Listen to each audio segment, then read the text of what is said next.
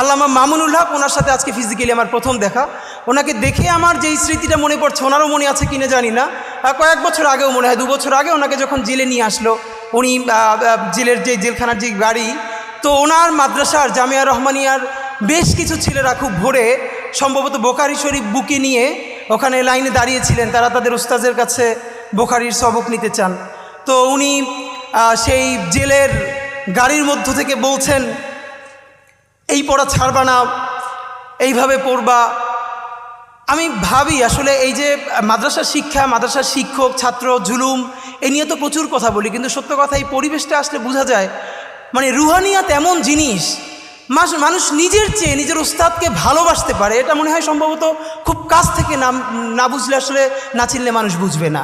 তো শিক্ষক উনি যখন বলছেন যে এরকম পড়তে শুরু করবা, পড়া ছাড়বা না, তখন সেই ছেলেগুলো বুকে বোখারি শরীফ জড়াই ধরে কাঁদতেছে রাস্তার মধ্যে, হ্যাঁ হুজুর এটা শুনবো। তো এই সময়টা আমার খুব মনে পড়ছে।